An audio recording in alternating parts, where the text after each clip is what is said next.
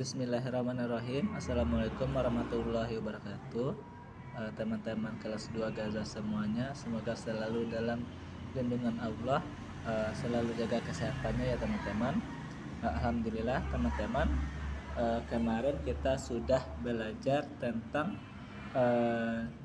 ciri-ciri rumah sehat dan rumah tidak sehat. Alhamdulillah, walaupun belum Ustaz sampaikan materinya, ternyata teman-teman sudah ada yang tahu apa sih ciri-ciri dari rumah sehat dan rumah yang tidak sehat. Seperti yang Ustaz tampilkan di layar saat sekarang ini. Ini adalah contoh dari ciri-ciri dari rumah sehat. Yang pertama itu mempunyai jendela. Yang kedua mempunyai ventilasi. Ventilasi itu adalah tempat pertukarannya udara yang masuk ke rumah kita.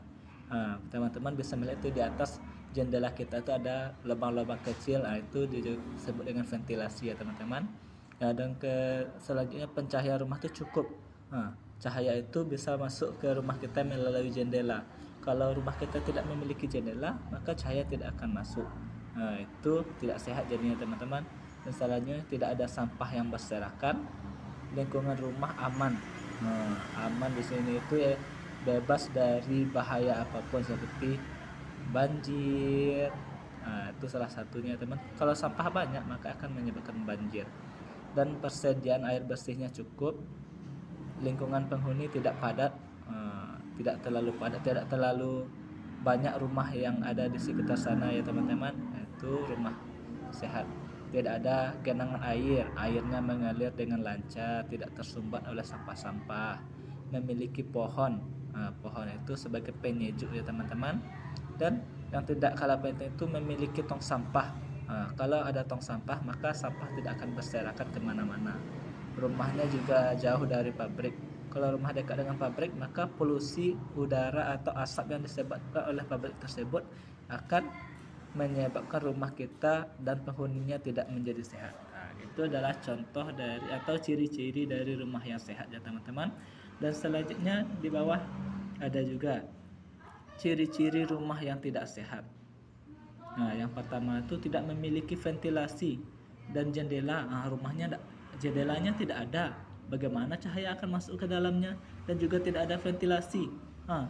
Udara yang ada di dalam rumah kita itu tidak bertukar.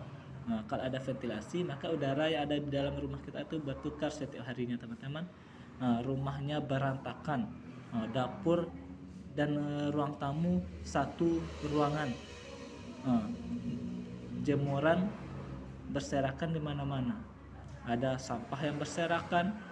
Karena sampah berserakan akan menyebabkan terjadinya banjir. Selanjutnya lingkungan rumah sangat padat. Rumahnya itu berdempet-dempetan, tidak ada jarak antara rumah yang satu dengan rumah yang lainnya. Pencahayaan rumah gelap. Ini jendelanya ada tetapi tertutup, terhalang oleh bagasinya contohnya kan, sehingga cahaya tadi tidak sampai masuk ke dalam rumahnya, gelap aja. Jangan sampai seperti itu loh ya teman-teman. Kalau rumahnya gelap walaupun hidup lampunya, pas kita belajar nanti akan kesulitan, mata kita akan cepat rusak jadinya. Selanjutnya ada genangan air. Karena sampah-sampah tadi yang berserakan, tidak adanya tong sampah, maka aliran air akan tersumbat sehingga menyebabkan nanti banjir. Rumahnya menjadi tidak aman jadinya teman-teman. Selanjutnya rumahnya dekat dengan pabrik. Ini rumah siapa yang dekat dengan pabrik, nanti polusi atau asap yang disebabkan oleh pabrik tersebut tidak sehat bagi penghuninya. Dan selanjutnya rumah tidak memiliki tempat sampah, digantung aja di pagar kadang-kadang atau berserakan saja sehingga rumah itu menjadi tidak sehat ya teman-teman. Ternyata dari tugas-tugas yang Ustaz kasih tersebut teman-teman sudah banyak yang mengetahui apa sih ciri-ciri rumah sehat dan rumah tidak sehat tersebut. Dan sekarang kita akan mencari tahu kosakata apa sih yang baru dalam sebuah cerita. Nanti saya akan tampilkan ceritanya. Teman-teman bisa mengamati apa kosakata baru yang belum teman-teman ketahui artinya. Baik teman-teman, perhatikan ini teksnya ini tentang rumah Gavi yang bersih dan sehat. Kita baca sama-sama ya teman-teman. Rumah Gavi bersih, rapi dan nyaman. Rumah Gavi adalah contoh rumah yang sehat. Sampah dibuang ke tong sampah. Tidak ada sampah yang berserakan. Peralatan rumah Gavi tersusun dengan rapi. Jendela kaca rutin dibersihkan oleh Bunda Gavi. Di rumah Gavi ada pohon pelindung, sehingga udara di rumah Gavi menjadi sejuk. Gavi dan keluarga juga terhindar dari penyakit karena anggota keluarga selalu menjaga kebersihannya. Ini adalah salah satu contoh dari rumah yang bersih atau rumah yang sehat ya teman-teman. Apakah rumah teman-teman juga sama dengan cerita rumah Gavi ini? Kalau sama berarti bagus itu. Kita akan terhindar dari berbagai penyakit kalau kita selalu menjaga kebersihan rumah kita ya teman-teman. Di sini di dalam cerita ini ada beberapa kata atau kosakata yang mungkin kita semua sama-sama belum tahu apa artinya. Di sini Ustaz kasih tahu ya, contoh rapi. Teman-teman tahu rapi itu apa artinya? Setelah Ustaz cari melalui Kamus Besar Bahasa Indonesia, ternyata rapi itu artinya adalah tersusun dengan rapi, tidak berserakan atau berantakan. Itu salah satu kosakata baru ya teman-teman, yang mungkin kita sama-sama tidak mengetahui artinya. Selanjutnya di sini juga ada kata nyaman. Coba teman-teman cari tahu nanti ya artinya, tuliskan di dalam bukunya. Nyaman itu kita cari menggunakan Kamus Besar Bahasa Indonesia. Selanjutnya ada juga lagi tong sampah. Ada juga lagi berserakan. Selanjutnya kita cari lagi ada pohon pelindung. Selanjutnya ada kata sejuk.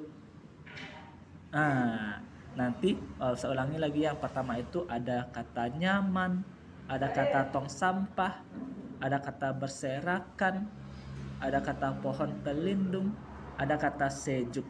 Nanti teman-teman cari ya arti dari 5 kata tersebut menggunakan Kamus Besar Bahasa Indonesia agar kita semua sama-sama mengetahui apa arti dari kosakata tersebut. Sehingga dengan kita mengetahui arti dari kosakata tersebut, maka akan menambah lagi pengetahuan kita tentang arti dari kata-kata baru ya teman-teman. Dan selanjutnya teman-teman nanti setelah mengetahui arti dari kata tersebut, kosakata tersebut, jadikan kata tersebut menjadi sebuah kalimat. Pada pembelajaran sebelumnya juga sudah belajar ya, sebuah kata bisa kita jadikan sebuah kalimat ya teman-teman. Baik teman-teman, itu pembelajaran kita hari ini. Tetap semangat, jangan lupa bantu ayah bundanya, terutama ibadahnya jangan sampai lupa.